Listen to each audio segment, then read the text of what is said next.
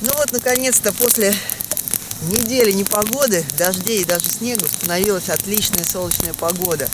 Просто чудо. Правда, с утра еще холодно, но небо уже совершенно ясное.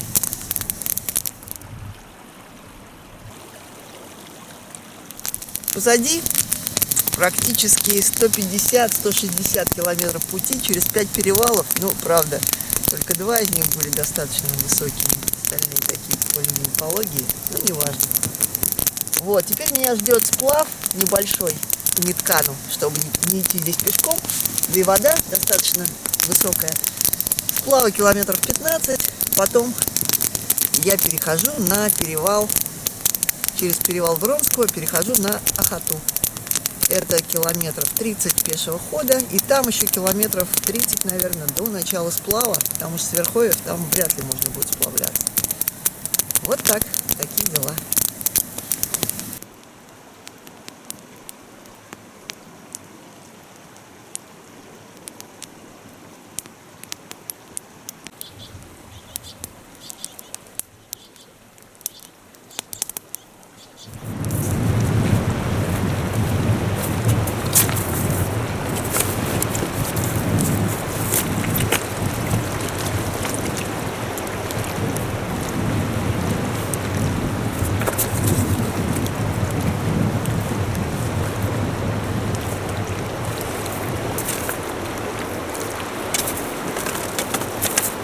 Итак, я начинаю сплав по Ниткану. Вот на этом пакейке. Никогда его еще не испытывал на таких речках. Посмотрим, как он себя поведет. Дай бог, все будет удачно, он надежно пройдет. Не пропорится на здешних камнях. Но сначала я переправилась на другой берег Ниткана, чтобы сходить на Бриток. Правый Ниткан, посмотреть место, где мы с Лерой были 9 лет назад. А вот этот лесок, в котором я сейчас стояла, верховье Ниткана, откуда я пришла. Вот там снег еще вовсю лежит. Пропустил меня перевал, конечно, хоть и под дождем, но не под снегом.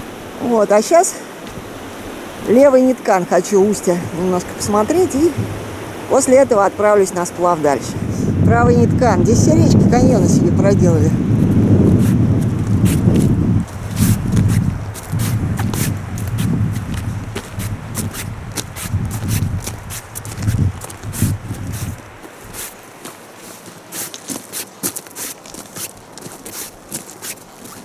А это каньон Снежника. Впадение Ниткана правого на правом берегу. Отличный лес для стоянки, хорошее место. Здесь, видно, стояли кострище старое, вон бочка. В общем, замечательное место для стоянки, чтобы здесь жить и отсюда делать радиалки, а потом сплавляться вниз с поюдами. Не, ну плыть это классно, это вам не идти. Это просто красота какая-то. Ну, на камешках иногда вылезаю, но нормально идется. Так, сейчас там, наверное, опять что-нибудь начнется. Ну, где речка разбегается, где перекаты, конечно, приходится проводить. Но это несложно. Все равно так быстрее. Пешком.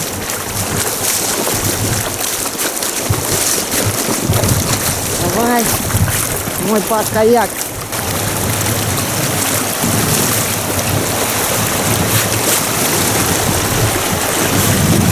Вот самое разбираться.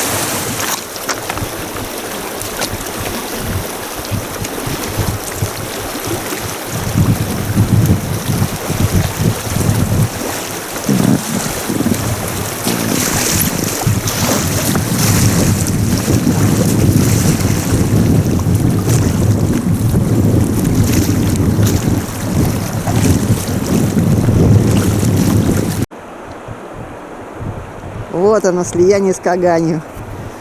Пока сплавлялась, у меня что-то отключилась камера, сломалась на этих перекатах. Только сейчас восстановила, заменила аккумулятор. Так пробила одну дырочку, но, слава богу, не в баллоне, а только в днище. Ну, много раз приходилось на камешки, конечно, наезжать. Но отсюда уже сплав вроде поспокойнее будет. Мне теперь чуть-чуть вот до этого распадка Кагар впадает. Доплыть здесь километра 4 и уже пойду на перевал Вронского.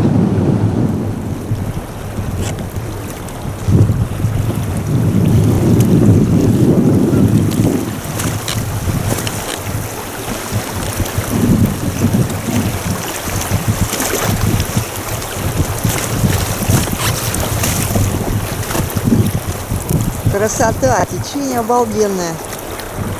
После впадения Кагани почти не вылезал. Один раз только на мель села. Так уже воды много. Красота. Да, ухожу из гор. Но это из тех. Сейчас приду в другие. В широкой долине река разбивается на протоки, петляет. Здесь надо выбирать, где побольше воды. Но ни в коем случае не заходить в вот такие протоки, которые через лес текут. Если они даже многоводные, там бывают завалы.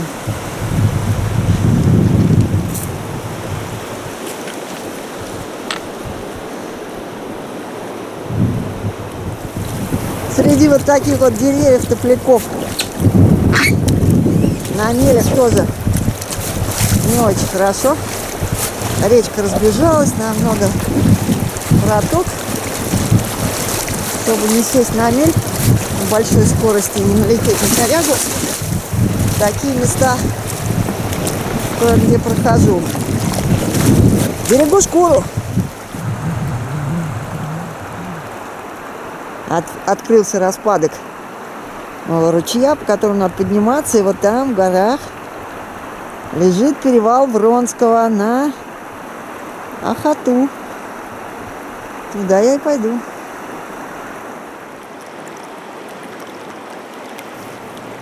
Удивительно красивые горы при низком вечернем освещении. Не устаешь любоваться их панорамой. Горы здесь по абсолютной высоте, конечно, не очень высокие, где-то 2-2,5 тысячи метров. Вот я сейчас нахожусь на отметке примерно 1200, поэтому относительный перепад довольно значительный, 800 метров и больше. Пейзажи, конечно, вполне альпийские.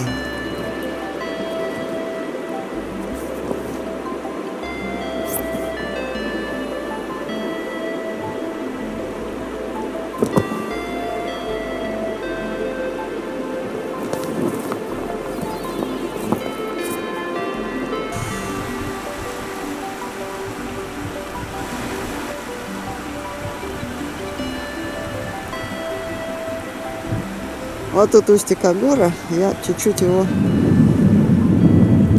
срезаю, пойду напрямик на него. Есть километр, наверное, до него. И буду подниматься по ручью вверх.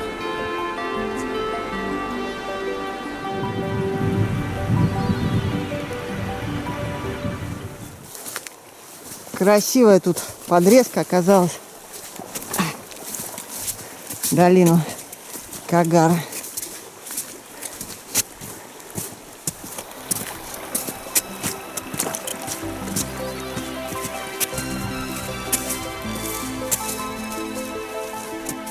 Вот здесь стояночка была оленеводов.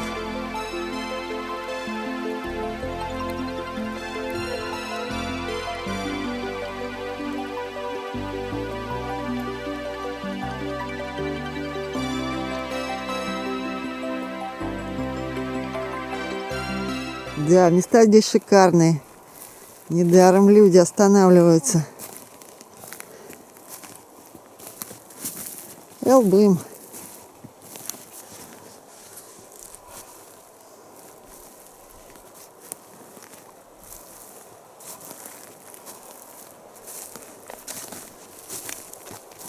Печка.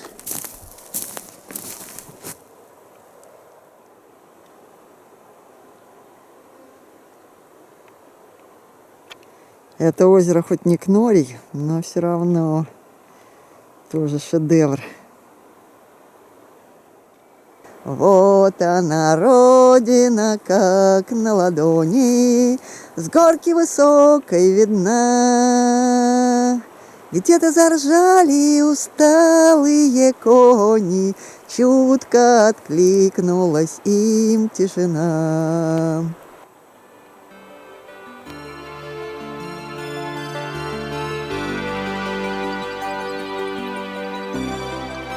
Нет, на такой шикарной стоянке у меня давно не было. Такая красота. Просто потрясающе. Просто песня. Все время цвет облаков, цвет гор меняется.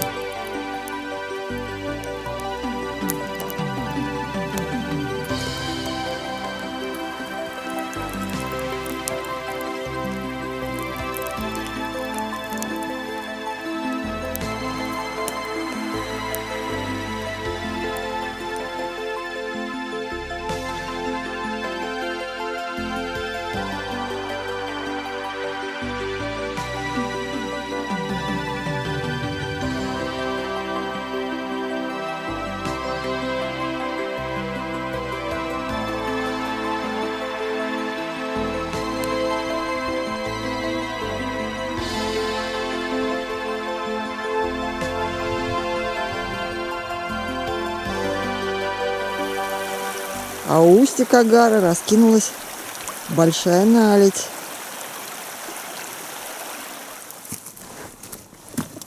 Давно мне не встречалась такой хорошей дорожки. Галечники, поросшие мелкими ивами. Галечники с песком, он жесткий. Идти по нему хорошо. И в то же время и жестко, и ноги на камнях не наминаются сильно. Замечательная дорожка к моему перевалу Вронского. Какие там красные разломы на горах.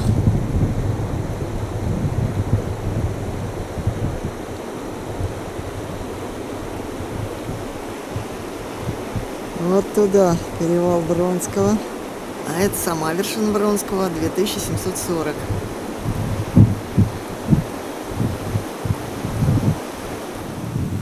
Да, ручей здесь очень мощный, но русло его сильно петляет. И вот так вот долго идешь по совершенно сухой, широкой галечной долине, по камням. Подошвы в сапогах уже поистончились, и ноги наминаются. А потом вдруг выходишь на такую глубокую протоку и радуешься, что не в ботинках. Там голубые горы, противоположный берег Неткани. Оттуда я иду с утра. Ручей Вронского, выше зоны леса, течет вот в таком каньончики. И сплошная галька. Никаких практически островков, где можно нормально поставить палатку, тундровых лужаек, нету. Посмотрим, что будет дальше. Не хотелось сегодня доходить до перевала, но если вставать будет негде, можно попробовать до перевала дойти.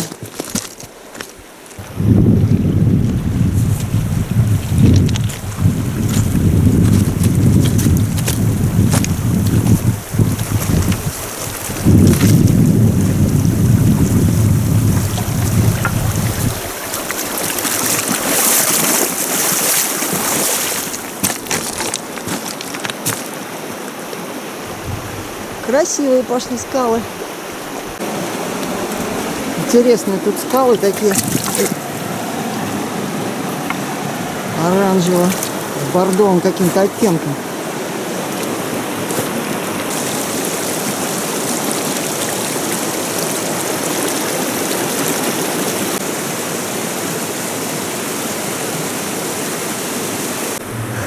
Приняла сначала эти камни за помет оленей.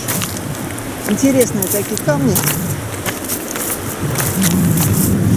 Берешь его в руку, он рассыпается.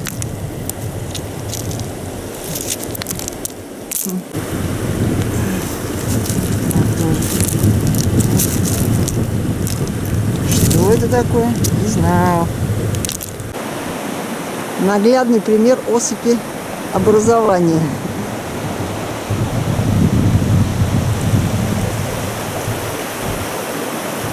Все, он оттуда сыпется. Ой, сейчас сыпется.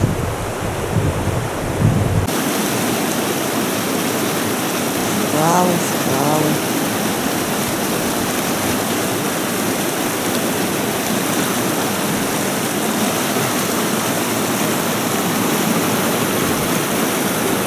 А тут такая заводь глубокая, но рыбы нету.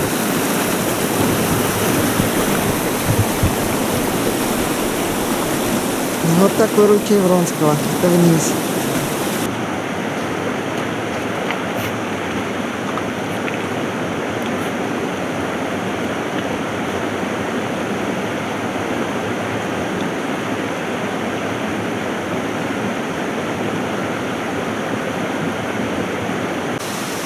Ручей вышел из каньона сплошного. Здесь вот появились полочки зеленые. Да, но хороших ровных мест для стоянки пока нет. Как обычно, я безалаберно выступила от зоны леса после обеда. Конечно, благоразумнее было бы там и остаться ночевать и выходить в каньон с утра. Но я же никогда не отличалась благоразумием. Не терять же полдня.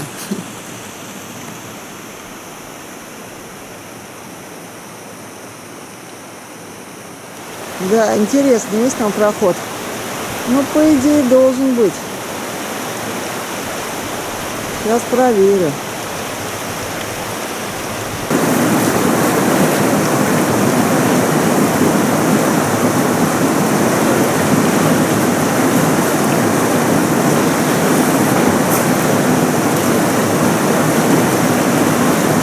Ну, нормально, прошли. Там дальше проход. По этим плитым скалам, как по ступеням идешь. Нормально. Самая душещипательная интрига только в том, будет ли дальше проход. Ведь скоро уже начнет темнеть.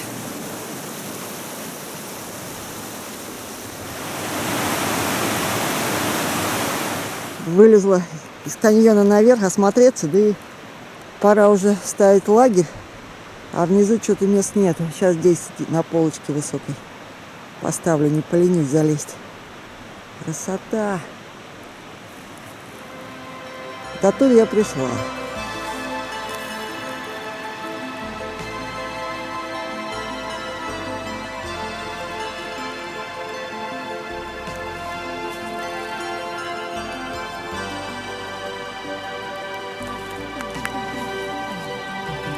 Вот где-то там впереди еще перевал. Все подниматься надо по ручью. А это противоположный берег ручья.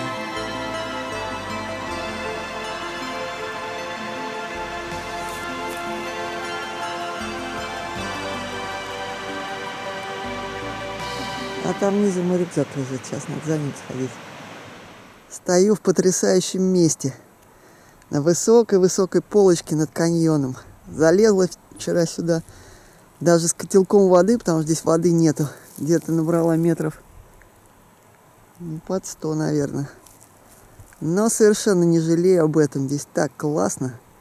Не шумно, не мрачно. Не то, что в каньоне. Да там и встать негде. Вот там внизу каньон в щели. А здесь у меня тишь да гладь. Божья благодать. Солнце вышло. И разбудило меня своим теплом. В кои-то веки. Уже давно такого не было.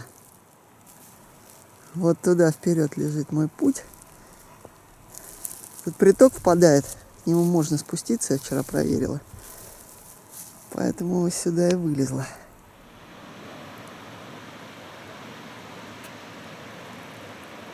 А вот там впереди где-то мой перевал. Но его еще не видно.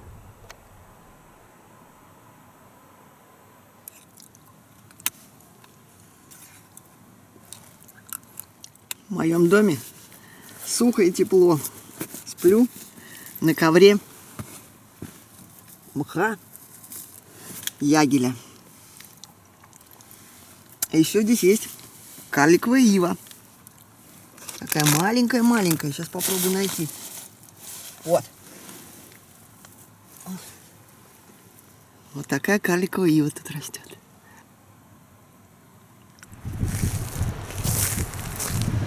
На самом деле здесь на слиянии ручьев есть хорошая полочка. небольшая для ночевки. Слияние ручьев, отметка 1427 метров. Вот она. Вот оно слияние. Но я ничуть не жалею, что ночевала вон там наверху. Там совсем не шумит. И очень красивые виды. Здесь везде нависают такие полуразрушенные скалы. С них в плохую погоду, видимо, такие булыганы откалываются. С меня ростом и больше. Перегораживают ручей. Все время приходится вброд идти туда-сюда. Но сейчас уже ручей так как раздвоился. Здесь воды стало чуть поменьше. Но все равно еще много.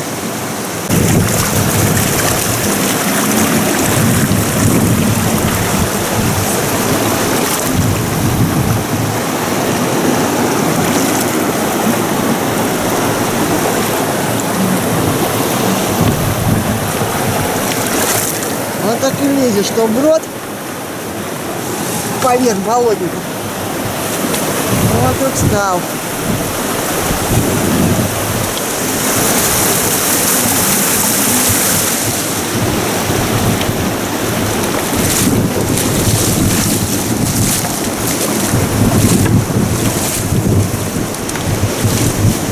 Ну вот я поднялась уже выше каньона. Здесь пошли привычные осыпные склоны. Уже не так сложно идти. Более приятно. Вот такая речка, ручей. В общем, стало гораздо уютнее и проще.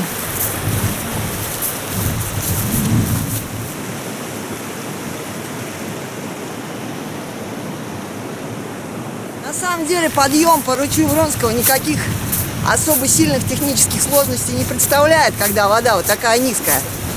Все, в общем-то, переходится вброд. Единственное, что когда идешь в одиночку и не знаешь, что там за поворотом, когда сильно шумит река, это психологически очень угнетающе действует.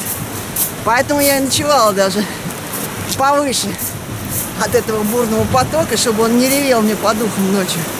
А так, в принципе, ничего тут сложного нет. Недалеко от начала крутого взлета уже на перевал нашла вот такие площадочки. Здесь когда-то стояли туристы, значит, расчищенные под палатки. А вот это вниз. Ручей Вронского. А перевал вот сейчас туда еще подняться, и направо пойдет уже крутой взлет. Это гора Вронского, высшая точка окрестных гор. Названа в честь геолога, первооткрывателя месторождений полезных ископаемых северо-востока Сибири. Как и Обручев, Вронский не только геолог, он еще и писатель. Он написал такие книги, как «По таежным тропам», «На золотой Колыме», «Тропой Кулика». Снежник, засыпанный камнями.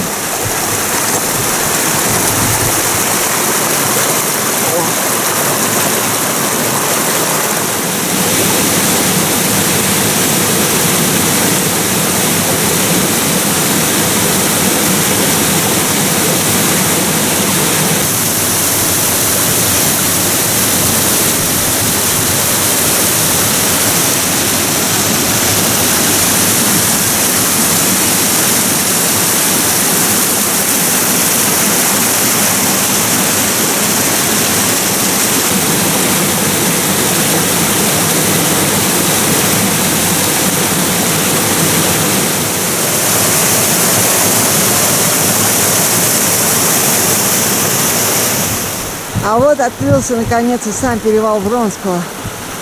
На него тут меньше километра. Надеюсь, осыпь будет не очень крутая и не совсем живая, чтобы можно было по ней спокойно подняться. Посмотрим. Начинаю подъем по снежнику. Вот даже в сапогах здесь, в принципе, мягкий снег.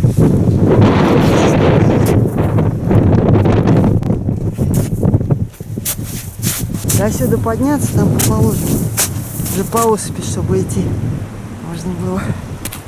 Однако фокус не удался, а там дальше провалилась палка глубоко, потому что там ручейки вытекают, и под ними промоина в снегу. Но придется попробовать вот по этому осыпному склону проверснуть.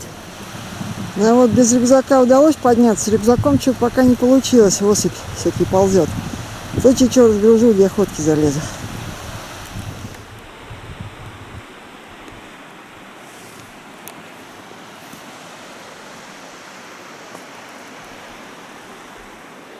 А вот и сам перевал.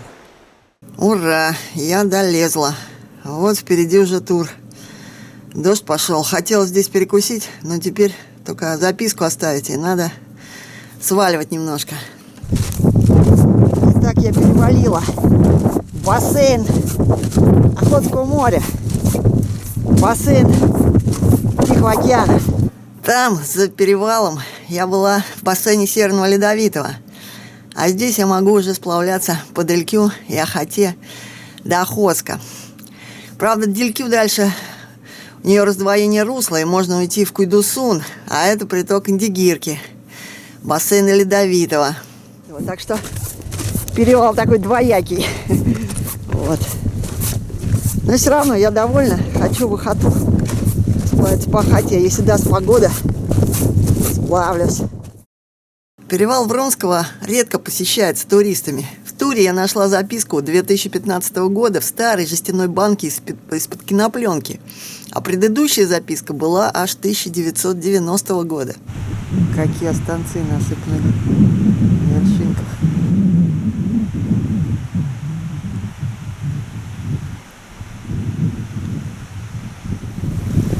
А впереди, в долине Делькю, поливает.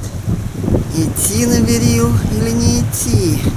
Вот, и вот на Делькю. Опять же, если у меня хорошая погода, здесь отсюда еще нельзя начинать сплав. Ну, если, конечно, паводка не будет. То есть отсюда еще вниз надо идти до сплава. А если будет хорошая погода, здесь 7,5 километров до перевала, который ведет на ледник, с которого очень легко сделать восхождение на Берил. То есть, если у меня будет время, я еще схожу вот сюда, вверх. Ну, как бы опять оставить вещи. И тут немножко распогодилось. Красота! Ох, ну какая же широкая, красивая долина скрывается. Реки Делькю. Отсюда до Охотского моря где-то 450 километров по ней. И все они мои.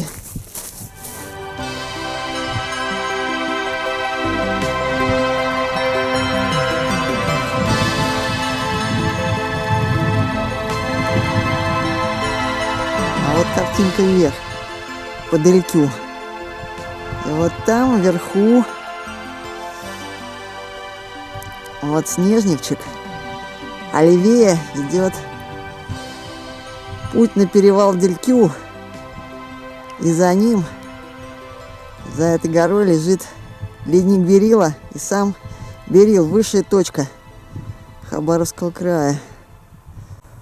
Сейчас оставлю здесь заброску, лодку, и пойду туда, под ледник. И завтра, дай бог погода, попробую подняться. Но отсюда, конечно, там что-то страшно, осыпи смотрится. Будет страшно, не полезу. Я ж трусиха.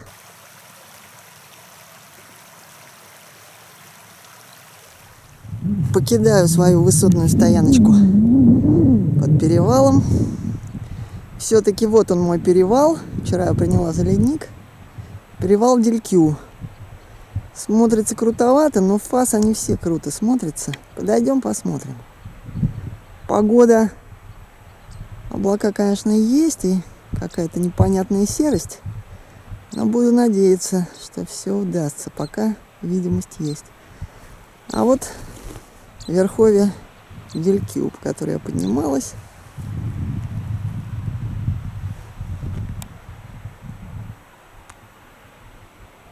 И туда вниз уже пошла широкая долина там уже.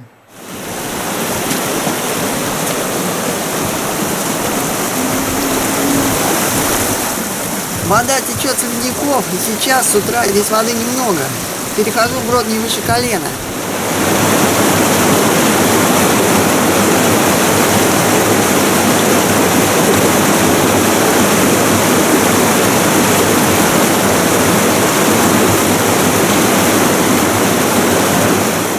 туда ли я вообще иду? Похоже, что вот это перевал. Но он совсем простой. Какого снежника? Неужели это перевал Делькю? Вот это будет подарок мне. Да, высоты порядочно уже набрала. Что-то непонятно. Здесь уклон совсем небольшой. Подъем совершенно простой, на единицу Б не тянет. Да нет, конечно, ошиблась с распадком. На моей карте двушки не было. Свернула по первому влево. Надо было по этому более мощному. Сейчас пойду обратно. А это ледник 90. Вот так вот подтаял совсем.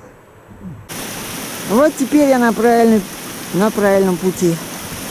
Первый снежник преодолели. Сейчас надеваю ботинки. Дальше иду в ботинках. Ну вот, не так все и страшно. Отсюда уже видно, что перевал не крутой. Я все равно иду аккуратненько, чтобы не спускать камни. Ура! Я на перевале. Вот он тур. И вот там какие открываются виды. О!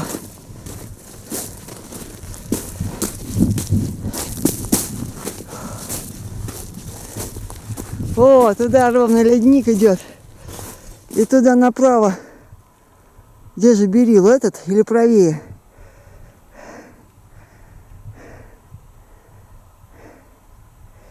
Сейчас разберемся. В Косах иду на Берил. Сначала на ледник, вон туда, а потом направо.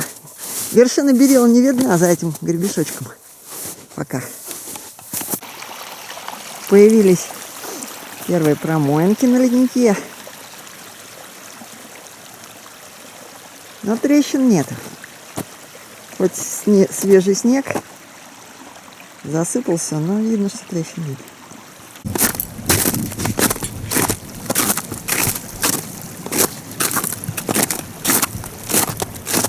Вот уже ледник Берил. По нему сейчас пойду наверх направо. Да, вот эти все камушки Марина лежит на льду. Вон там какие промоины. Мне надо как-то эту щель перейти, чтобы попасть на ледник Берил. Буду искать безопасное место. Ох, что там творится. Ну вот тут нормально перейти. Мостик должен быть надежным. Проверим.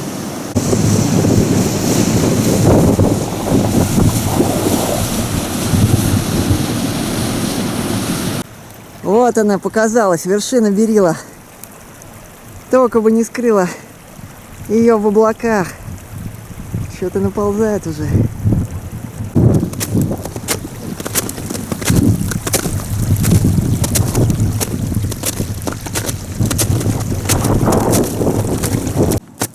Открылся перевал Днепровский, который ведет на ледник 90.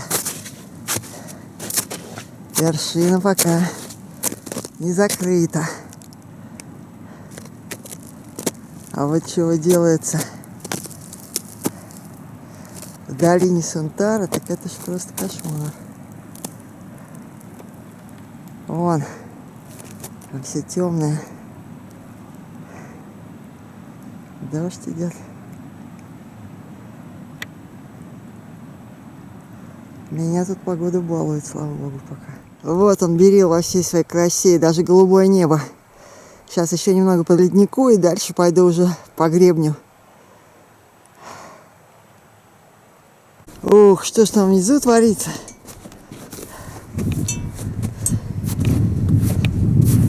У меня пока чисто.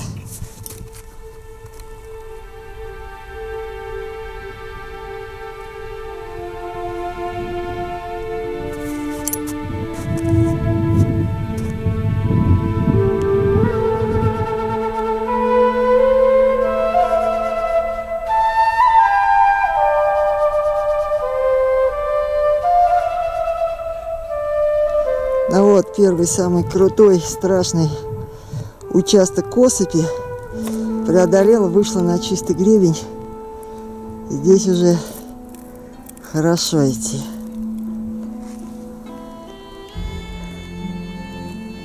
Вот она. Вершина уже рядом. Все. Я долезла. Вот она. Вершина. Круговая панорама. Вот это верховье Делькю.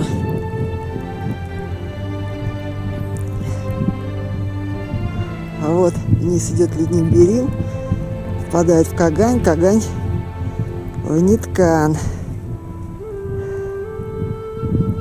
Туда дальше не видно, ведь там где-то Мусхая.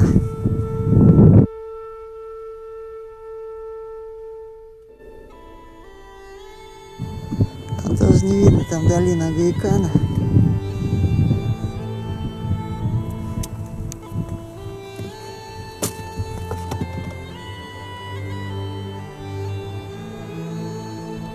Да, это вот верховье. Как Гайкана, наверное, ручей не имеет чек.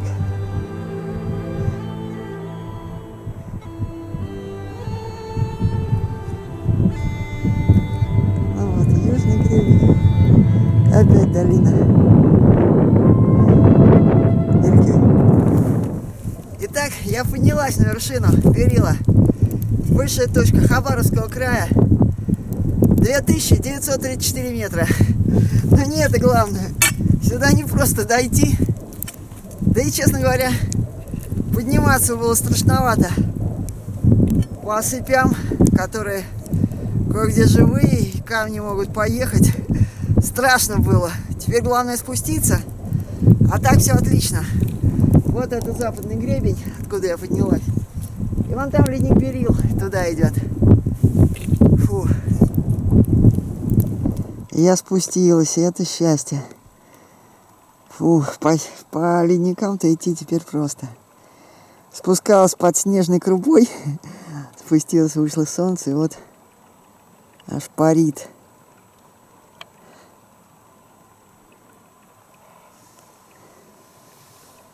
Спасибо тебе, гора, дала мне войти.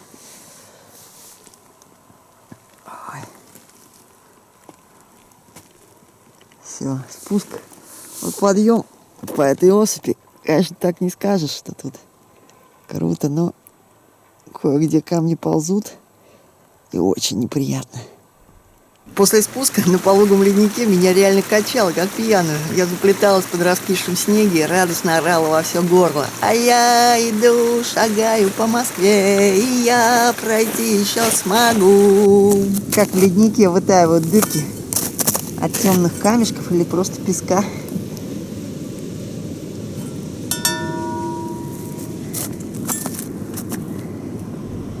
Вот гора Фиеста. И вот там справа мой перевал Делькю. Возвращаюсь домой. Какой интересный тут цвет ледника. Вот красный почти. Это водоросли. Прощальный взгляд на долину Берила. Вот хорошо видна Мусхая. Высшая точка хребта Сантархаята. А Берил вторая точка по высоте.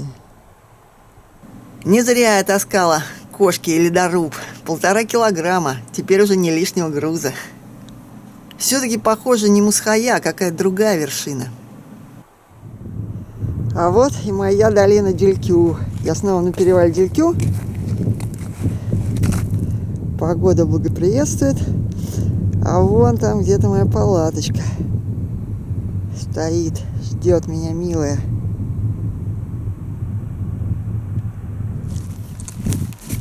Вот мой склад продовольствия и лодка тут.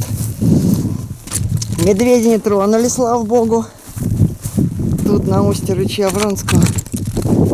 Ура! Еще бы погодка перестала лить. Сегодня не погода, прям туча за тучей идет. Вовремя я спустилась.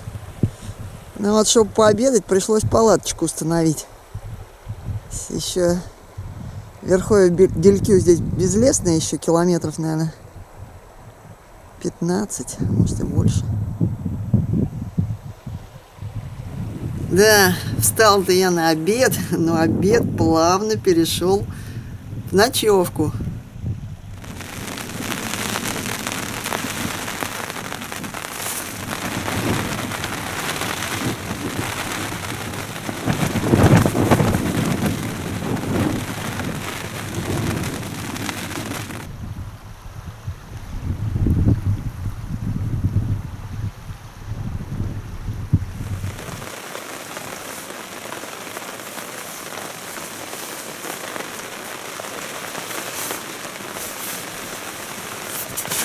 А ну и что вы на севере, а я сейчас на юге. И забыл, что где-то есть туманы в льды, метели в юге. Высоко в горах белеет снеговая паранжа. Я сижу в оранжерее, попиваю оранжат.